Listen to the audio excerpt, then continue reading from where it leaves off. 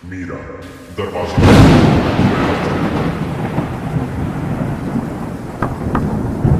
गर्मी की एक अजीब सी शाम। हवा चल तो रही थी, लेकिन जैसे अपने साथ कोई अनकहा डर भी लेकर आई हो। आसमान में काले बादल ऐसे उमड़ रहे थे मानो किसी अनहोनी का ऐलान कर रहे हों। गांव के लोग जल्दी जल्दी अपने घरों की ओर बढ़ रहे थे, जैसे उन्हें किसी अनदेखे खतरे का आभास हो गया हो। उसी गांव के एक छोटे से कच्चे घर में मीरा अपनी बेटी गौरी के साथ बैठी थी।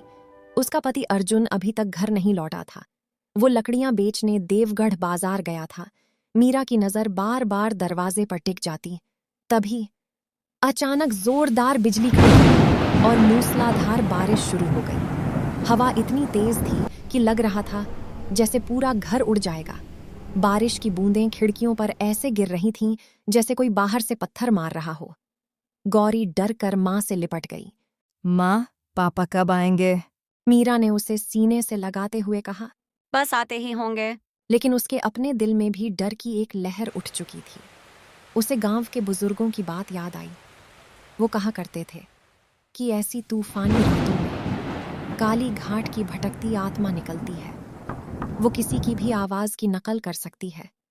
दरवाजे पर दस्तक हुई। मीरा का दिल जैसे रुक सा गया। बाहर से आवाज आई, मीरा, दरवाजा खोलो। मैं अर्जुन हूँ। आवाज बिल्कुल अर्जुन जैसी थी, लेकिन उसमें एक अजीब सी गूंज थी, जैसे किसी गहरे कुएं से आ रही हो। मीरा धीरे धीरे दरवाजे की ओर बढ़ी। तभी गौरी ने उसका हाथ कसकर पकड़ लिया। नहीं मां, दरवाजा मत खोलो, ये पापा नहीं हैं। मीरा ठिठक गई। उसने ध्यान से फिर आवाज सुनी। मीरा, मुझे ठंड लग रही है। दरवाजा खोलो। इस बार आवाज थोड़ी तेज थी, लेकिन वही गूंज, वही अजीब कंपन। मीरा को बुजुर्गों की चेतावनी याद आ गई। वो अपनी बेटी के साथ कमरे के कोने में दुबक गई। बाहर कुछ पल सन्नाटा रहा, फिर अचानक बिजली चमकी और दरवाजे के नीचे से एक अजीब सी परछाई दिखी, मानो कोई खड़ा हो, लेकिन उसके पैर जमीन से थोड़े ऊपर हों। मीरा की सांसें तेज हो गईं। फिर सब कुछ शांत हो गया।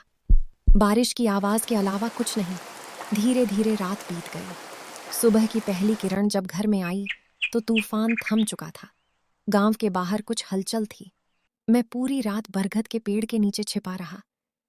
मीरा और अर्जुन एक दूसरे को देखते रहे। दोनों समझ चुके थे, रात को दरवाजे पर जो था वो अर्जुन नहीं था,